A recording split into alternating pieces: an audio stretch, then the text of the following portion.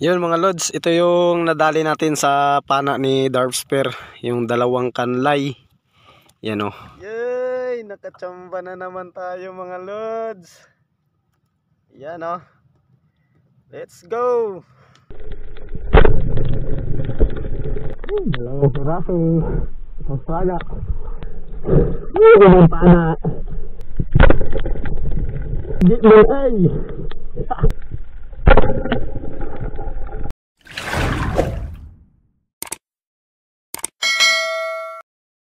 Yun, good morning mga idol. Yun, kagigising lang natin at magkape muna tayo.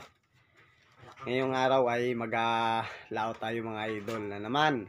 Yun, siyempre alam nyo naman yung ating pang-araw-araw na gawain.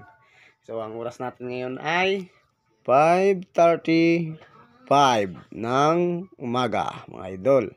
Ayan mga idol, ito yung ating mga pang-sisid o pang-dive. Yan.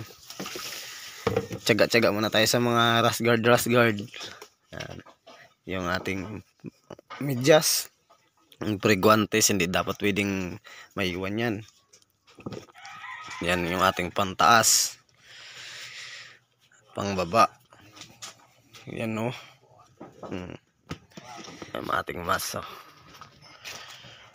So yun mga idol. Ito yung ating dadali na armas ngayon. Yan. Dalawang gun natin. I-field test natin itong bago mga idol. Yan o, 135 cm mid ni Darpsper. So yan o, Almin is for fishing to.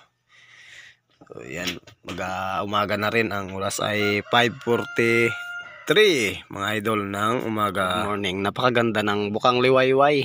Yan, talaga namang maliwala. Sana magtuloy-tuloy na. Yun mga pala sila uncle o. Sabay ko naglabas o naglaot yun. Paalis na sila. Susunod lang ako sa kanila. Dito mga idol ay napa-under ko na rin yung aking makina at susunod na ako doon kala uncle. At yan, napakaganda talaga ng umaga natin ngayon at napakakalma ng dagat. Sana tuloy-tuloy na itong kalmada nito. Napakaganda ng sunrise ngayon. Yun mga idol, nandito na tayo sa laot. Nagbabalik sa inyong harapan ang pugi ng karagatan. Yun, update tayo sa magaganap ngayon at siyempre sana mabiyayan tayo ng maraming blessing ngayong araw. Samahan nyo ako mga idol mag-spear fishing. Tara, hindi na natin papatagalin pa. Let's go! First dive na nga natin ngayon mga idol. Talagang napakaswerte dahil sa taas pa lang tayo ay nakita na natin itong isang grupo ng mga samaral o rabbit fish. Ang ginawa natin ay nag-drop kaagad tayo dyan at tinamingan natin yung galaw nila at pumili kaagad ako dito ng malalaki. Napakaganda nga ng ating pagpana dito dahil pagpana natin ay dalawa kaagad sa isang tira lang. Napakaswerte natin. Goods kaagad yung ating pagpana sa dalawang samaral na to. Talagang napakaswerte ng ating bagong spear gun na ito. Shoutout nga pala sa nagawa nito kay Darpsper. At shoutout nga pala sa nag-sponsor nito kay Sam Crisostomo Mercano. Shoutout boss sa pag-sponsor sa aking bagong spear gun sa aking laruan ngayon. At hindi lang bastang laruan, talagang pangdigma natin ito sa pananagat natin or sa paglalaot natin mga idol. Napakaswerte nga kaagad dahil one shot ay dalawa kaagad ang nating nahuli na rabbit fish or samaral. Napakasarap din nito pang inihaw or tinula na may kamatis mga idol. After ko nga mahuli itong dalawang samaral na ito ay nakapana kaagad tayo dito ng isa na namang isdang napakasarap ang sinigang or kahit ihawin mo ito, isdang kanlay or mauripis mga idol. Malaki-laki rito, nasa sobra 1 kilo na ito. Napakasulit naman ang ating pag-dive ngayon. Ito hindi natin na video kanina dahil nga nagmamadali tayong pagpailalim at hindi pala natin na-play yung ating cam. Kaya yun, hindi natin nakuhaan yung pagtira natin dito. Pero napakasulit ng ating pana ngayon dahil bininyagan kaagad ng napakagandang isda at napakasasarap. Another dive na naman mga idol. Talagang napakaganda ng ating napuntang spot kahit na medyo naglabo kaagad yung ilalim or dahil sa galaw niya.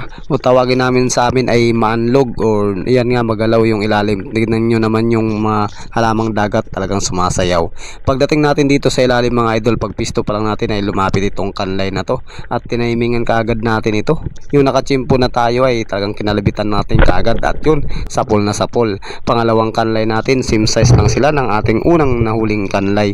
Ayos na talaga na ito. Mayroon na tayong pambabaw sa ating finance or sa ating gastos sa pagpalaot mga idol. Sigurado na naman ang bahaw nito. Kisi-kisi na naman mga idol. Napakasulit at napakasarap ng isdang ito. Talaga namang mapaparami ka ng kain nito at hanap-hanapin mo talaga. Talaga namang napakaswerte natin dahil after ng lakas, pagsisid natin dito sa mga spot na aking pinamamanaan ay may mga laman at talagang yan, nakapana tayo, kitang kita naman. At siyempre flex natin itong pana natin na bago, sigurado na naman. Talaga namang napakaswerte natin mga idol dahil pagdating pa lang natin sa ilalim ay may lumapit kagad sa atin na isdang lapu-lapu or brown suno. At yan tinimingan natin yung kanyang galaw, yan tinututukan na natin mga idol. Pinapalapit ko lang nga pala siya kunti mga idol dahil medyo malayo-layo pa at tinatimingan ko yung kanyang galaw dahil nga sa maanlog or magalaw ang ilalim yan, malapit-lapit na siya. At yun, pinana natin mga idol, sapol na sapol. Napakaswerte dahil nakapana kagad tayo ng suno. Talaga namang napakasulit ng pagbinyag natin at pag-field test natin ng bago nating gun. Sulit na sulit at napaka-amazing. Napakaganda lang niya, smooth siya kalabitin. Dito mga idol ay ginamit ko na yung aking pangmalakasan na pana. Alam nyo naman, yan ang ating pinambubuhay sa ating pamilya, yung pana na yan. Hindi din natin yan pwedeng baliwalain. At yan, kapana kagad tayo ng hilak. Napakaswerte talaga. Hindi talaga nagpapatalo itong pana ko na ito. Pag ganito lang to, pero solid na solid yan dahil parang body ko na yan. Halos araw-araw ko nang kasama yan mga idol. Napakasarap nga pala nitong ilak pang inihaw. Talaga namang mapaparami ka ng kain nito mga idol. Napakatamis kasi ng laman. Dito mga idol ay nag-ahon na tayo dahil goods na rin yung ating nahuling isda. Meron na tayong pang bigas-bigas nito mga idol. Baka naman napanood mo na itong video ko or nagustuhan mo yung aking pagpapana or pag-sport fishing, huwag mong kalimutan mag-follow mga idol. Siyempre i-like mo na rin, i-share mo na rin sa mga kaibigan mo. Yun mga lods, ito yung nadali natin sa pana ni Darpsper, yung dalawang kanlay. Yan o, parehas lang kalaki yung kanlay. Tapos ito isang suno, yan o, brown suno mga idol. Nabiyayaan tayo dito sa spot na to at napakasulit ng ating pag-sport fishing dito sa spot na to mga idol. Yan yung dalawa nating pana na ginamit. So yun o.